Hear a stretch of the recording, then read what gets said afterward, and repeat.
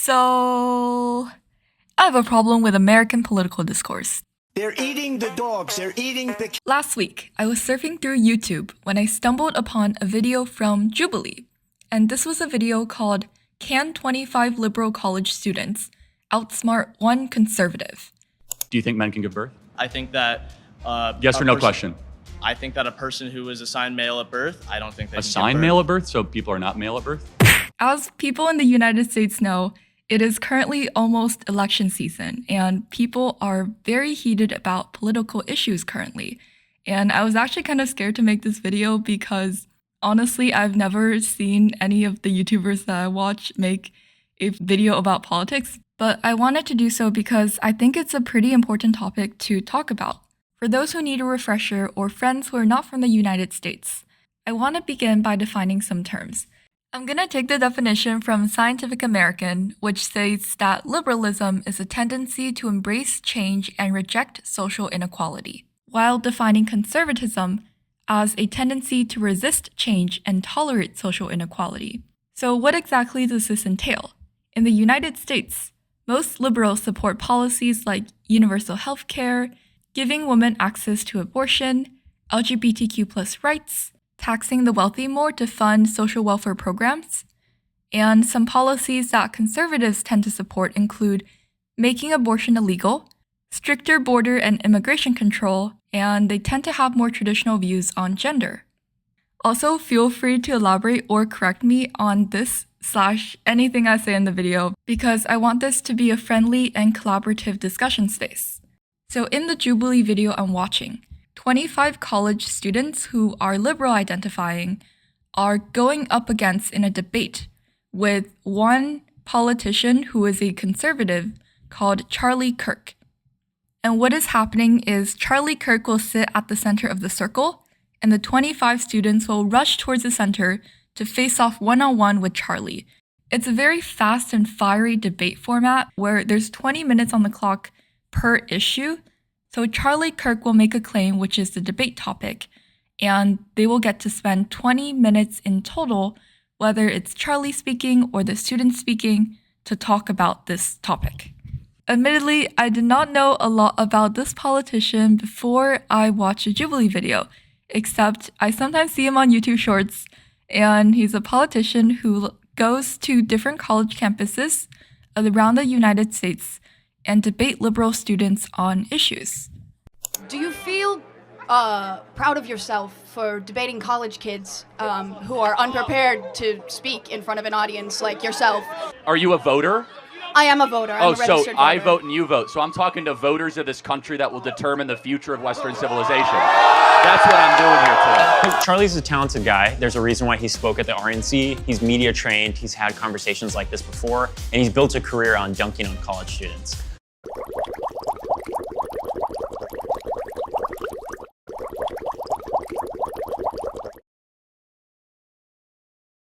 I'm just gonna keep it real that after I watched the video, I was very disappointed.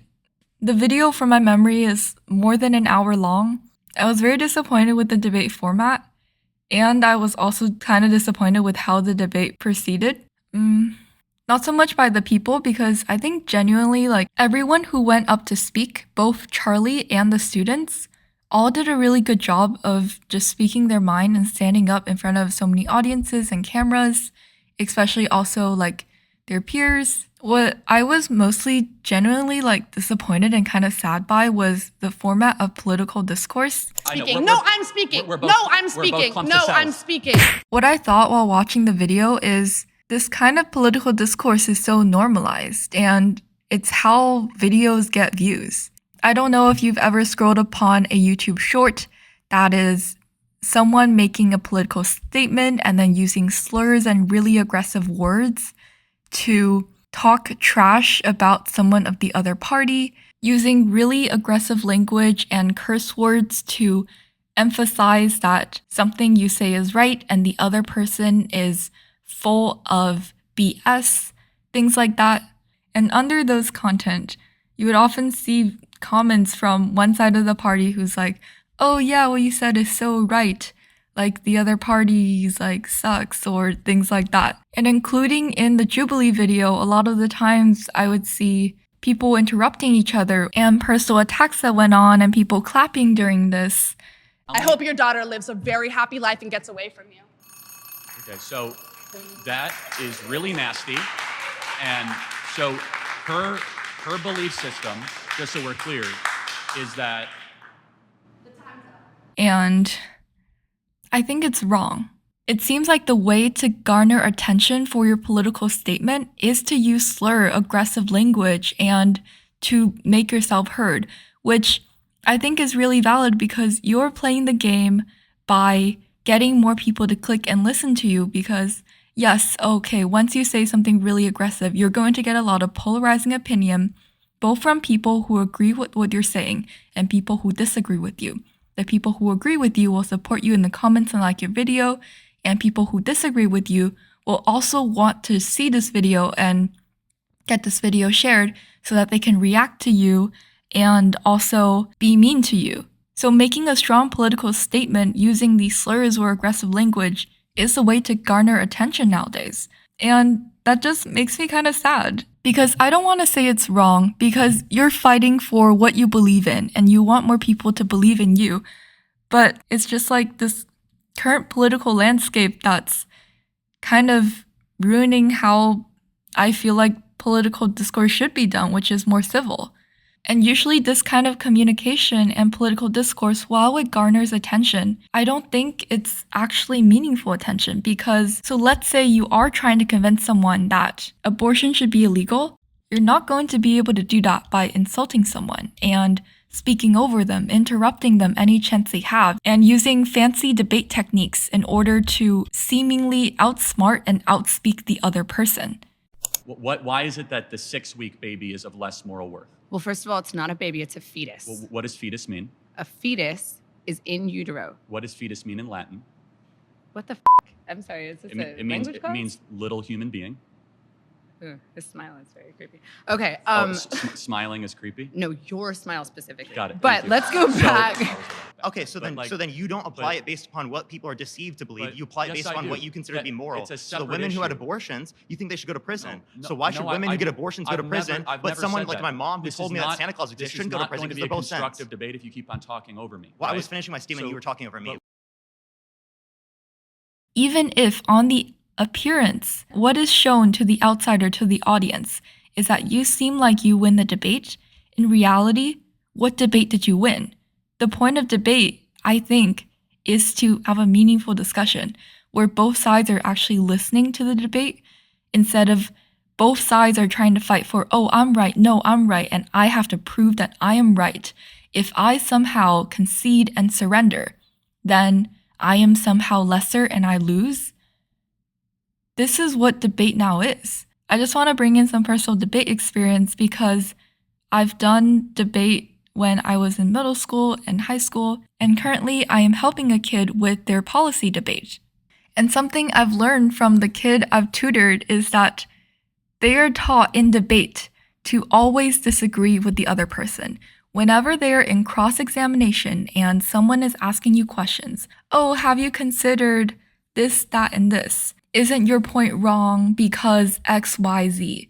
No matter what they say, they are taught to always disagree with the other person. They're not allowed to agree because once you agree, it's a sign of weakness and you lose the debate. It is considered a deadly sin to agree with your opponent during the debate. What I find absurd about this current way of debating is just like, then what is the point? Like, why are we debating? If you're just going to disagree with whatever your opponent says, what is the point of debate? As her tutor, I cannot say, no, you should not disagree with your opponent. You should actually listen to what your opponent is saying and consider whether or not you disagree or not. I cannot actually say that because in order to win the debate and get that trophy, she needs to disagree. It is programmed and encoded in her as a debater to disagree. I believe that the propensity of us when we're debating to try so hard to prove that we are right and our desire to show that we are right to the other person is what causes violence and the opposite of understanding and peace. And honestly, I think that's the main point I want to make in this video.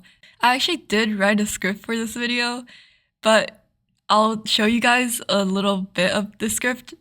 But basically, I followed none of the script, or I only followed a few sentences and tidbits of the script, and the rest is all just completely improv and just speaking and then cutting out any gaps of silences or when I'm using filler words.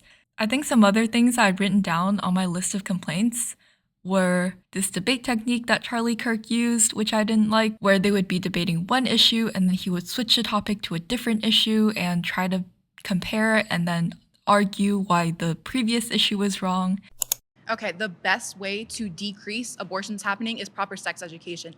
Limiting abortion and making abortion illegal does not actually decrease the amount of abortions that So happen. you say that if we make abortion illegal, people will still do it. Should we then just make gang violence legal because No, I'm people saying still if you do it? actually wanted to decrease the amount of abortions that happen, you wouldn't be advocating for to make abortion illegal. You'd be advocating for all Does of these that other logic things. apply to stealing, looting, kidnapping, arson, and murder? Should we make kidnapping, arson, burglary, murder legal because they're symptoms of something else? We should be helping society heal from No, those you got to things. answer the question. We want less of those things. Should we just make them legal and we'll get less looting? You know, actually, I'm gonna let someone else. Thank you very much. He often will switch the topic, like do a lot of gish galloping and like kind of filibustering to get people to not be able to make the points that they want to make. Also, kind of just like more on my personal opinions, that using random trivia during the debate where you pop quiz someone on what is the date on something or who is this historical figure. Obviously, the person who asked the trivia question themselves is going to know who the person is. And you guys are really debating about an idea, not about who knows more trivia. Do you think that certain jobs that may not associate with a direct major can incorporate skills that you learn from a major? I think I'm an econ major, and depending on what job I do in the future, I can still use Awesome. the skills learned from So that. tell me about Milton Friedman. Tell me about Milton Friedman. He is an economist from How about Thomas Sowell? Thomas Sowell. Ludwig von Mises. Well, I will say that How I'm about- a first how year. about, how about Okay, now I've went ahead and complained about these debate techniques that I just said I wasn't going to complain about. But yes, I want to complain about these debate techniques because I think all of these, including what I just mentioned before about not actually listening to your opponent, are things that are killing political discourse. And I really hope that no matter if you're a liberal, if you're a conservative, if you're a Democrat or a Republican, you don't know which political party you are in, or you're not even from America, like this whole election thing doesn't even apply to you. I really hope that, like, if you take away one thing from this video is that just be kind and actually understanding to people. Like, no matter what you believe in, whether or not you're conservative, like whether you're liberal, at the end of the day, we're all humans. And I think it's really important to remember we are humans. Also, let me know like what you think, like when I don't use a script. Do I go off course too much? Yeah, feel free to leave your complaints. And also, I just want to say thank you guys so much for watching. Thank you guys for staying with me, and I hope I can keep telling you guys random stories from my life. Hope you guys have an awesome day.